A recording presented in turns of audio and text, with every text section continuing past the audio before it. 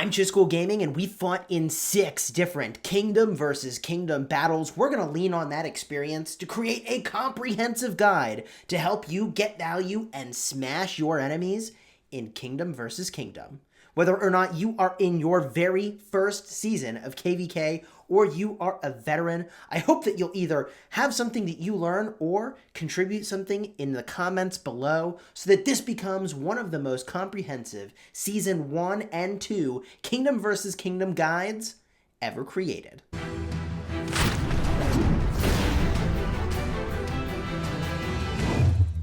Hello my friends and welcome back. This video is going to be a very detailed guide for Kingdom versus Kingdom, and if there's anything specific that you want to jump to, there will be timestamps down below in the description so that you can get to exactly what you're looking for. If you like Rise of Kingdoms guides that help you get value and smash your enemies, then consider smashing that subscribe button for daily Rise of Kingdoms videos. Our agenda will be as follows. First and foremost, we'll do a quick overview. What is Kingdom versus Kingdom and why should you care? Then we'll talk about rewards, selecting allies, the eve of the Crusade leading up to Kingdom versus Kingdom, building territory in the Lost Kingdom, rebuilding your Crusader Fort, the map design and evaluation of where things are and why that matters. We'll talk about how you gain boatloads of honor to get more rewards. We'll talk about the best rally and garrison commanders, along with what your role ought to be in a fight. And we'll wrap it up with some general guidance that hopefully sets you up for success. Let's get into the very first topic, which is just an overview of what Kingdom versus Kingdom is. To do that, we're going to jump over to our restart account where we created a brand new account, started fresh. It's now in Season 2 of KvK. Let's go get a look. Kingdom versus Kingdom is an 8-kingdom battle where you are fighting your way into the center of the map toward the Great Ziggurat in the center. Owning the Great Ziggurat offers great rewards at the end of Kingdom versus Kingdom, but there are 7 other kingdoms. They're angling for that exact same set of rewards. Now, you start on the outsides in either the center of one of the sides of the map, top, right, bottom, or center, or in one of the corners of the map. There is a pretty significant tactical advantage to your physical location, but we'll talk about that more in a bit. Over the course of 2 months during your first 2 seasons of KvK, you'll be battling your way toward the center as more and more parts of the kingdom unfold. Eventually, the pass is open, you get into here, the next level of pass is open, you fight in the next area, and so on. Ultimately, you could be sending many troops to die in this fight, and you could accumulate a whole heck of a lot of kills as you battle for glory.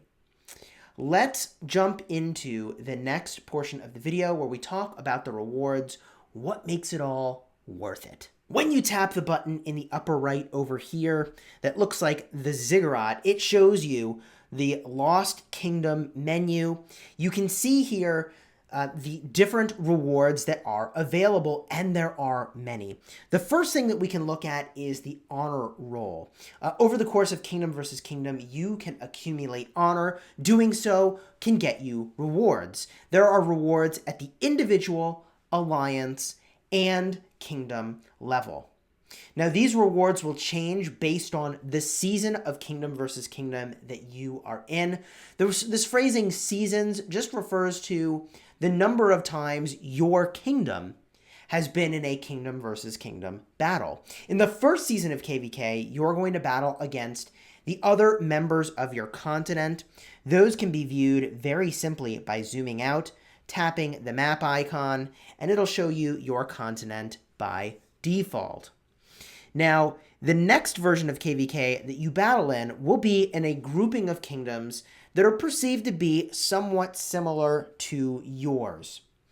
Now, the reason we're only talking about Season 1 and 2 of Kingdom versus Kingdom rewards in this video is that the design of Kingdom versus Kingdom changes for Seasons 3 and 4.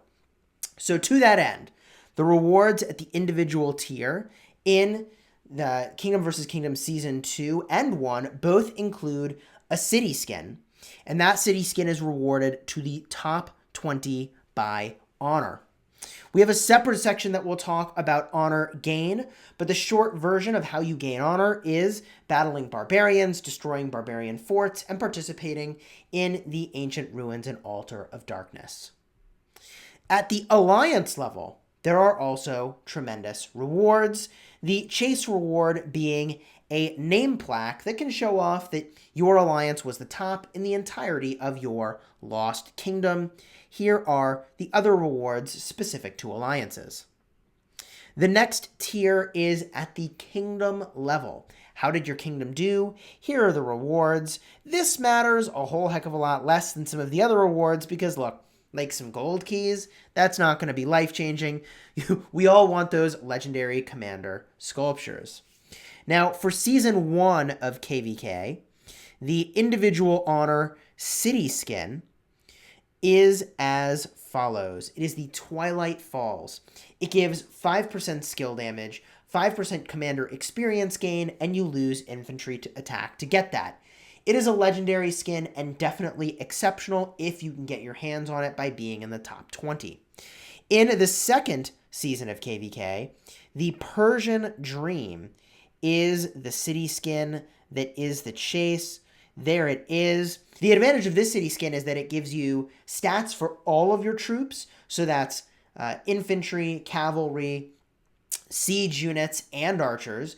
And you gain 3% healing speed in your hospital, which is really, really good if you're doing lots of field fighting. Over time, that will save you a meaningful amount of speed ups. You lose 10% cavalry attack, however, to get that advantage. Let's head over to review Crusader achievements, which is another set of rewards you can get in Kingdom vs. Kingdom. And if you haven't noticed, it's all about these rewards. There are achievements at an individual level, an alliance level, and also at a kingdom level.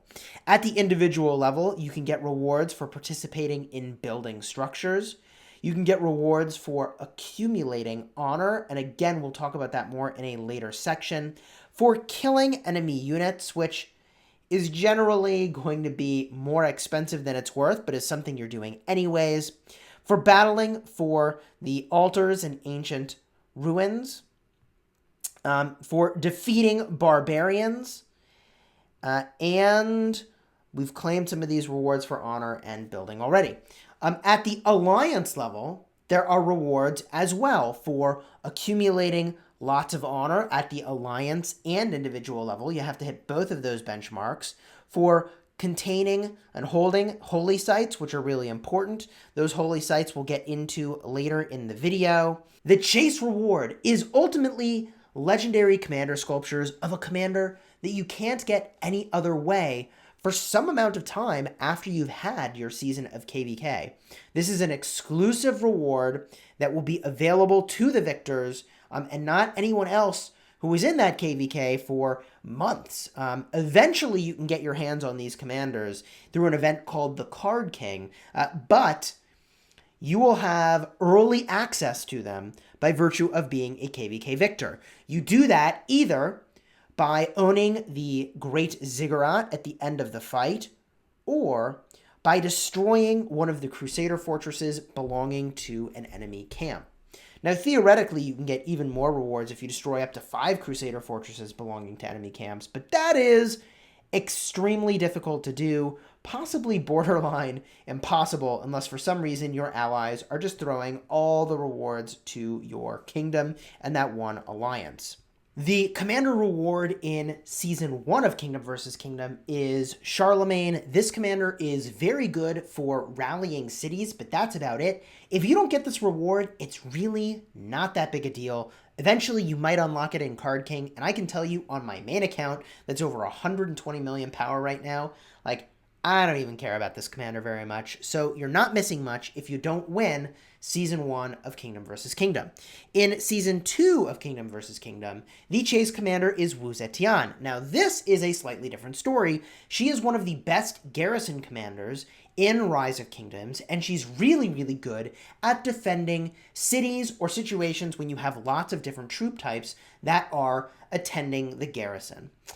Ultimately, however, if you don't get her, it's not the end of the world. She will show up in Card King.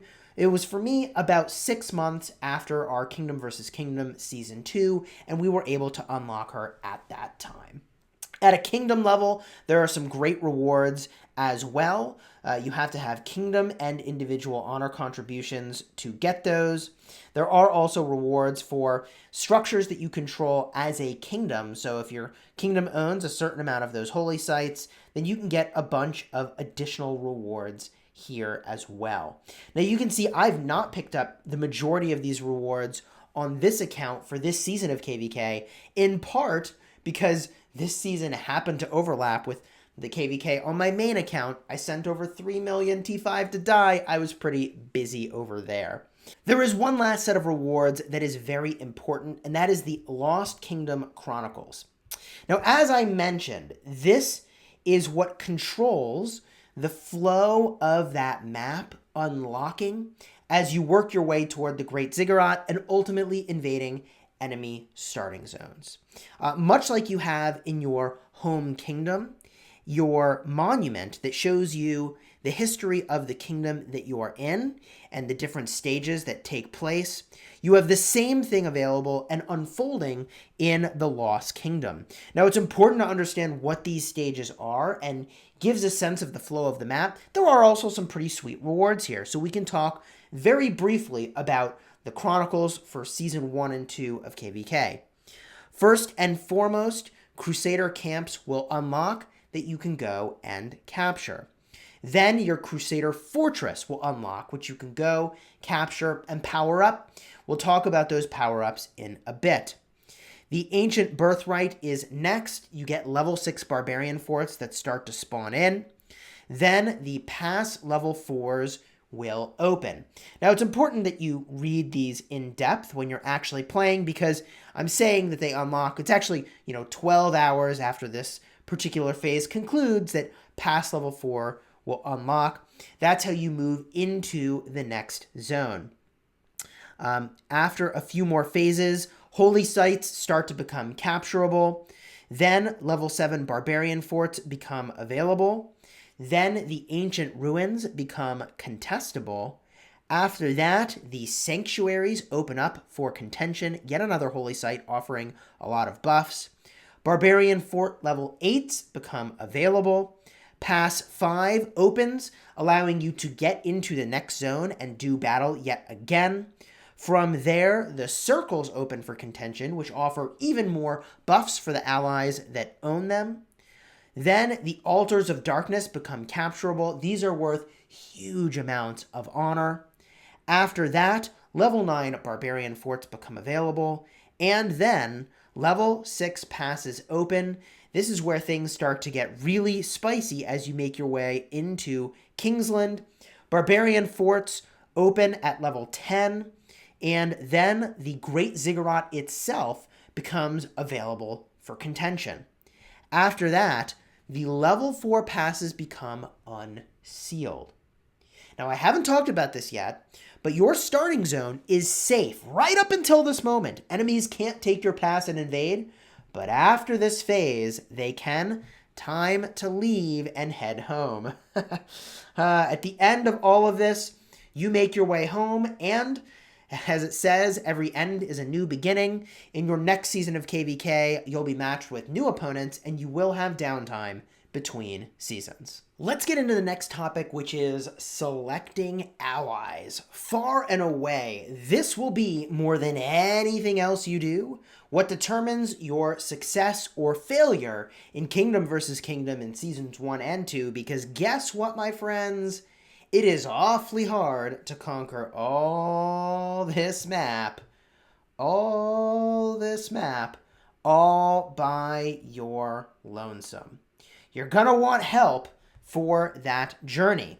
Now, my recommendation to you is to create a 4-on-4 fight to try to find the 3 strongest allies that you can work with, where you think you might win, and to try to win in that fair fight, or to even create a 5 versus 3 if you can, in order to have a dominant position. Now, how do you choose which ally to work with? Man, let me tell you, you can gather all the data in the world, but kingdoms will tell you, or make representations, I should say, that they will fight, and that may or may not actually match reality. We've had all kinds of interesting experiences on that front, where kingdoms greatly exceed what they said they will do, and kingdoms that really don't even show up to battle. So what would I say about this process is that you should try to get to know the nature of those kingdoms as deeply as you can. We've looked at previous deaths and previous kills, and again, we've been in situations where representations were made about what kingdoms would do, and then they don't follow through. So often I would say past behavior is a predictor of future behavior. I'm just going to throw my hands in the air on this one and say, if you don't know the kingdom's history really, really well, then you better go find someone who does and can give you some insights into what they actually will do, because the leadership of that kingdom is just going to represent themselves as all-stars. One other critical factor, however, for selecting your allies that is true of Season 1 and Season 2 of Kingdom vs. Kingdom is that you're going to want to think about your physical position on the map. And this is one of the first times where we really get to explore a bit more in depth the starting positions, which I mentioned are the corners of the map and also the center zones of the map on the right, bottom, top, and left-hand sides. There is a huge advantage to being a middle kingdom that is in the top, bottom, right, or left-hand side of the map. And the reason that you have a huge advantage is that you can choose whether or not you battle into the kingdoms on the left or the kingdoms on the right. The kingdoms on one side or the other. Corner kingdoms have no choice.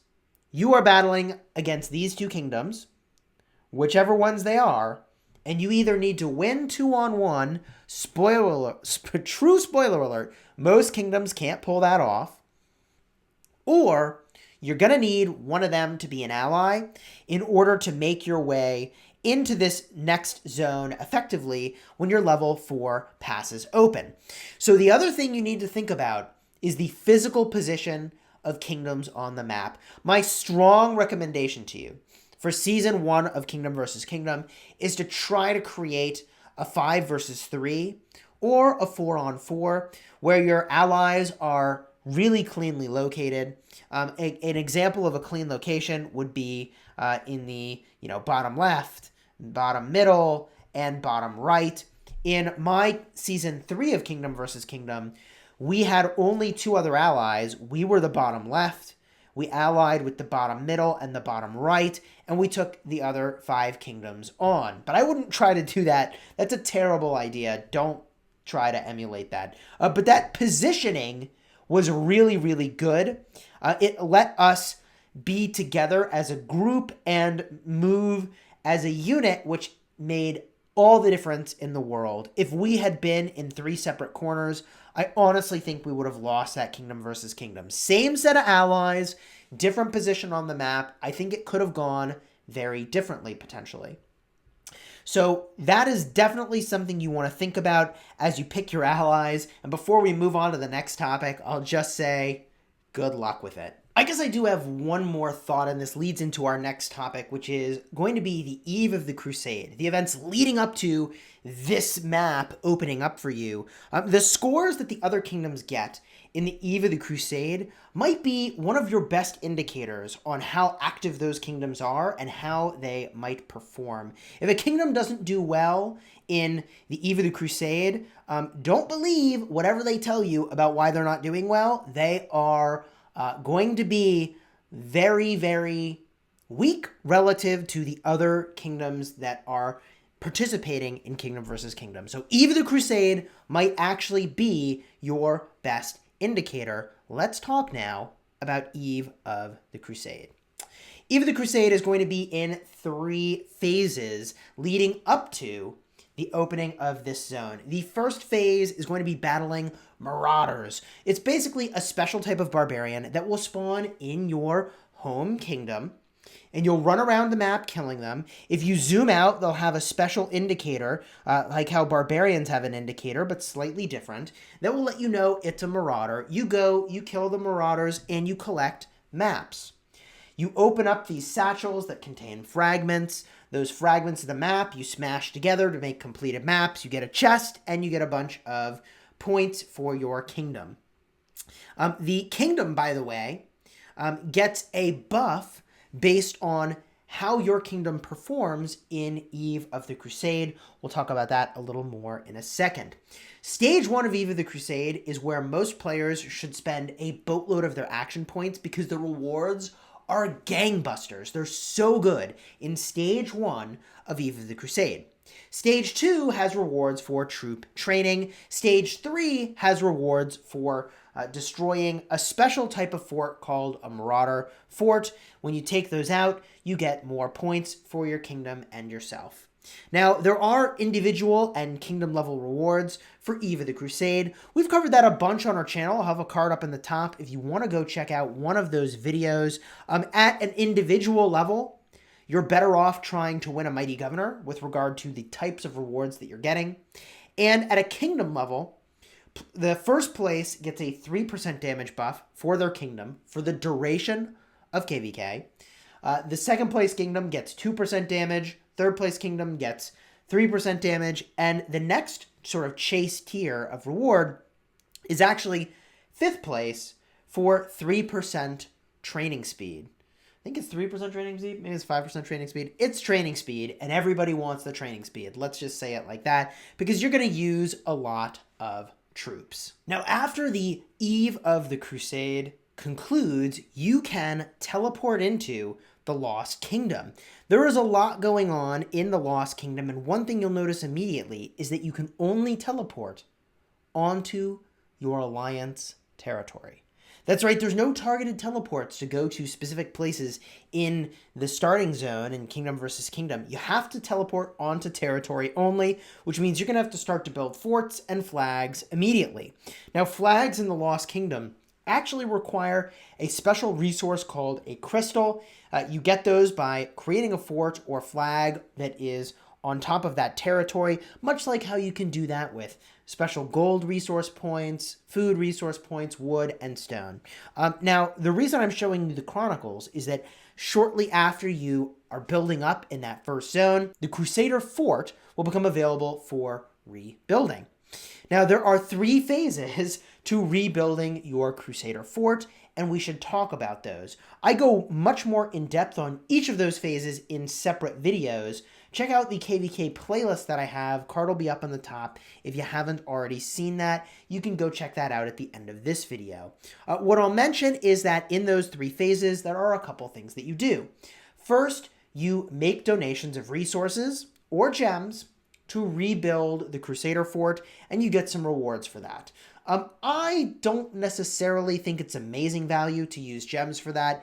Most players, unless you are a mega spender, should not spend gems on your Crusader Fort.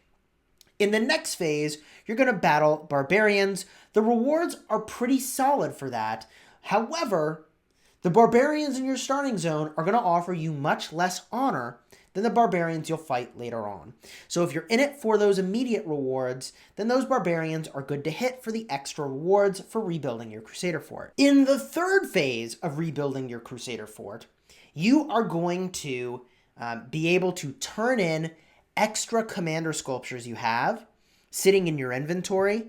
That's right, you turn in these extra commander sculptures, as many or as few as you want, in order to get a currency that gives you tremendous rewards. You can exchange them for legendary commander sculptures and more. I'll say something that I think is pretty obvious, but just to make sure it's clear, don't turn in commander sculptures that you still need for commanders that you're working on. Only turn in sculptures for commanders that you have expertise. That stage of rebuilding your Crusader Fort is tremendously rewarding, and you'll get a bunch of goodies off the bat, and as you may have noticed, Kingdom versus Kingdom offers a huge amount of rewards. The other thing that happens when you're rebuilding one of these Crusader fortresses is that you get a bunch of buffs for your kingdom after you complete each stage, including double the hospital capacity, which is a huge deal to double your hospital capacity. And also, once it's completely built, you get to pick the color that all of the territory created by your kingdom will be represented with. That's right, once your Crusader Fort is completed, all of your kingdom's territory turns into the same color, and you can teleport onto the territory of any alliance within your kingdom. But as I mentioned before, there's some pros and cons. You can't do a targeted teleport anywhere you want in the Lost Kingdom, but the upside is that you cannot have your city attacked if it is on your own alliance's territory. Be very careful. Once the colors are selected, you might lose track of which territory belongs to your alliance versus another alliance. Don't get yourself in a position where you can be zeroed because you weren't paying attention when you switched alliances or where you teleported to. This is very exciting when you complete your Crusader Fort. You're going to want the King of the Kingdom, or whoever I guess is the leader of the alliance that takes the Crusader Fort, to be online in order to select the color that your kingdom desires the second that you complete Stage 3 of Past Glory, where you rebuild that Crusader Fort. Let's get right into our next topic, which is gaining honor. You've been rebuilding your Crusader Fort. You're moving your way into different zones. There are a bunch of ways that you gain honor.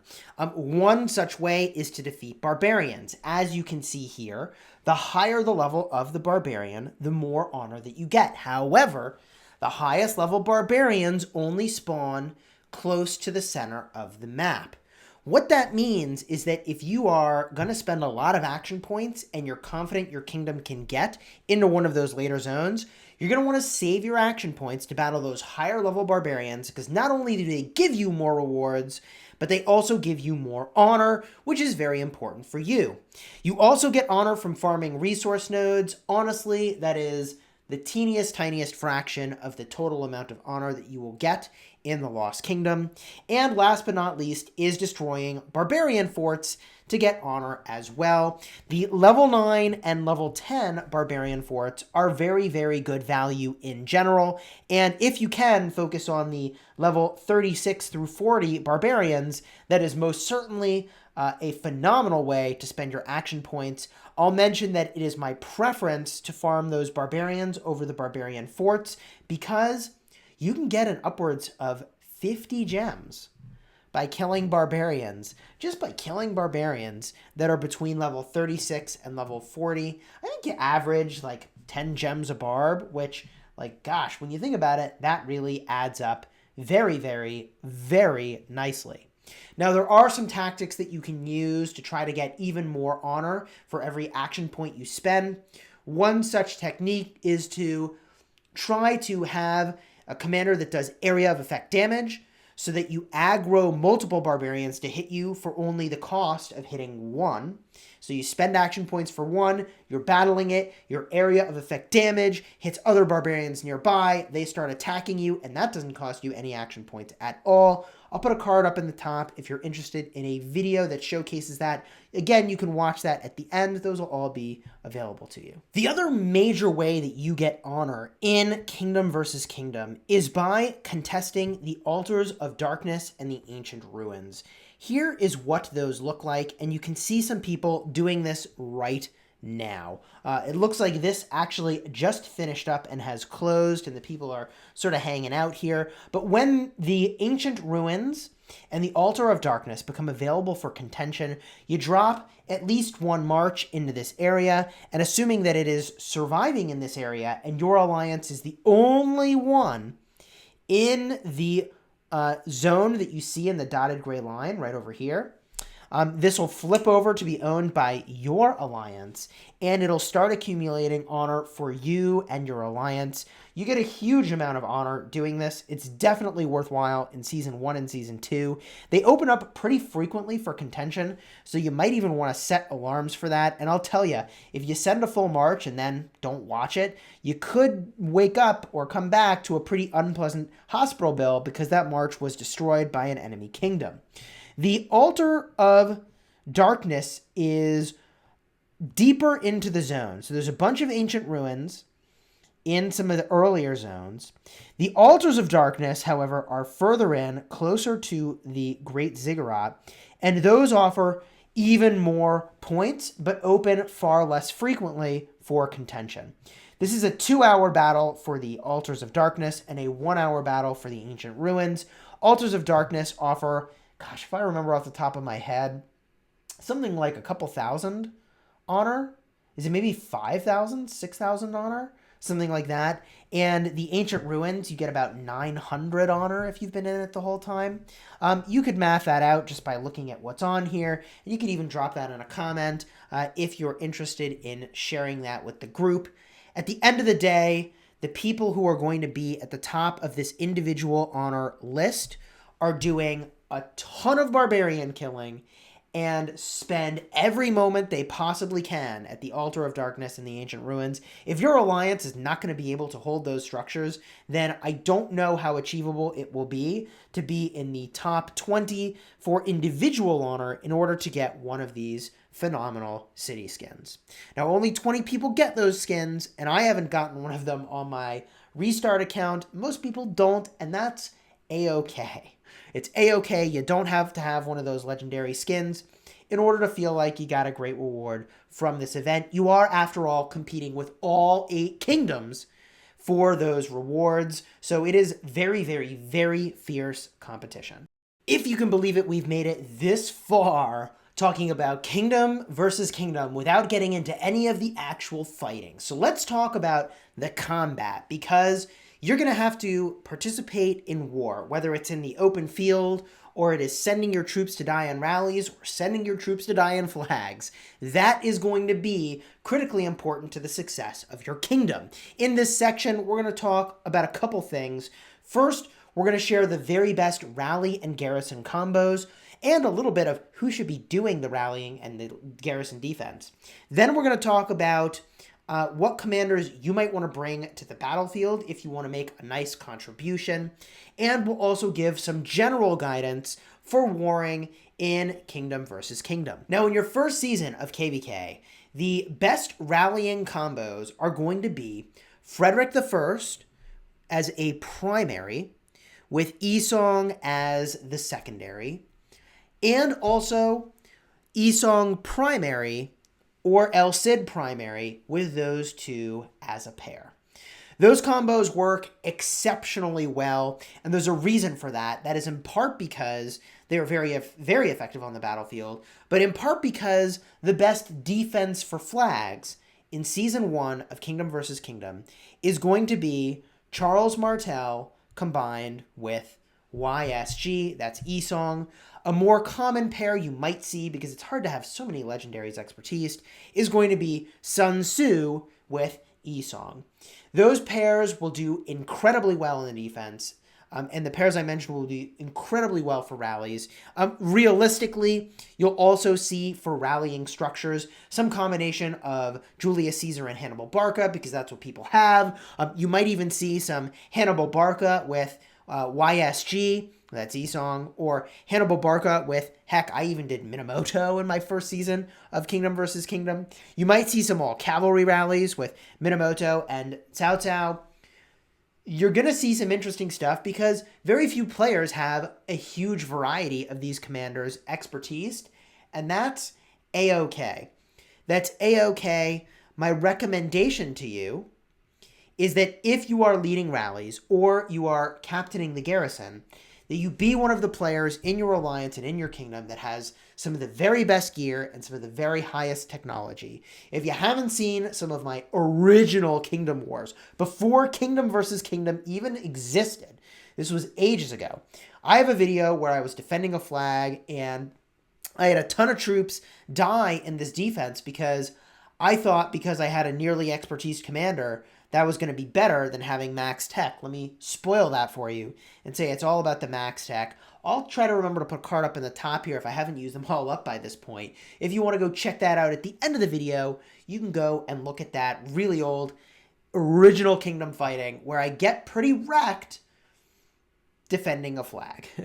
So you're going to want the people to be leading rallies to have the best tech possible, the best gear possible, that's not, and the best VIP possible, right? Like optimally VIP, you know, nobody in KvK Season 1 has VIP 17, right? But like VIP 13 at least, and max tech I think is really important. And again, you know, a really nice set of gear, max level commander, all that kind of stuff. It's funny, I have to mention commander level because in Season 1 of KvK, who the heck knows? Now in Season 2 of KvK, things get a little more spicy. In your second season of Kingdom versus Kingdom, I'm going to make the argument that Alexander the Great paired with Charles Martel is one of your best rally combos you can do. Alexander the Great with YSG is also very, very good. Another rally combo that you'll probably see is either Khan as primary or secondary when paired with Saladin. That is a really solid cavalry combo, tough to counter. Khan with Cao Cao is also very, very powerful in Season 2 of Kingdom versus Kingdom. Now, for garrison defense, you only get one other option, and it is a good one. Constantine becomes available. At that point, I'm going to make the argument that Charles Martel, especially as the primary, with Constantine as a secondary, might be your very best option for defending your garrison, especially if the opposing side is rallying you with cavalry. If they're rallying you with infantry, you still might be best served with a Constantine and Charles Martel, with Charles Martel as the primary. I think that garrison combo is really solid. And look, it never hurts to use YSG as a secondary because you can really keep the enemy honest. His AoE damage will kill people that are near the flag but not even attacking it. It's very, very powerful to use Esong in a flag defense. Now, with regard to commanders you bring into the open field to contribute, I personally used Ethelfled with either Joan of Arc as a secondary or as the primary, or also Ethelfled with Esong because my Esong is expertise. The thing that I struggle with a little bit there is that I'm kind of slow. I make myself a pretty vulnerable target as I'm moving around the map, and that does really matter. You could consider using cavalry because they have some ways to escape combat, specifically with charge talents, which are very, very effective, giving you 30% march speed when you are below 50% health. And I'll point out that if you're doing big field fighting brawls, you might want a commander like Pelagius as the primary, and then Sun Tzu as the secondary to do huge amounts of area of effect damage. That's also kind of why I like Joan of Arc to do buffs for your friends. Let's talk for just a brief moment about effectively fighting on behalf of your kingdom. And I'm not talking about field fighting, I'm talking about reinforcing rallies and flags. Do not, under any circumstance, let me repeat that so that it's super clear. Under any circumstance, do not reinforce from far away. I can't believe that this still happens, even in old kingdoms that have been around for a while. If you reinforce this flag, let's say, from 3 minutes away, and let's say that we've got 500,000 troops that are reinforcing from 3 minutes away. That means the effective maximum number of fighters in this flag is 1 million. And the opposing enemy's rally could have 1.5 million troops. I don't care what your garrison is, and I don't even care what your rally is. You are going to get wrecked with 500,000 less troops than the enemy. Constantly being at that deficit is savage. You are killing the rally. You are killing the defense if you reinforce from anything more than, let's say, 10 to 20 seconds at maximum, and that's pushing the limits. Now, this means that if you're defending or attacking, it sure does help to own the field and to have enough field presence that it's easy for people to reinforce so that you don't get wrecked and you create a situation where maybe the enemy has to feel like they need to reinforce from really far away and then they get wrecked. I don't want to go too in detail about all of these different tips for fighting in Kingdom versus Kingdom because it's redundant with a video I made that goes way more in depth in this topic. Card up in the top if you want to go check that out, and I recommend that you do that.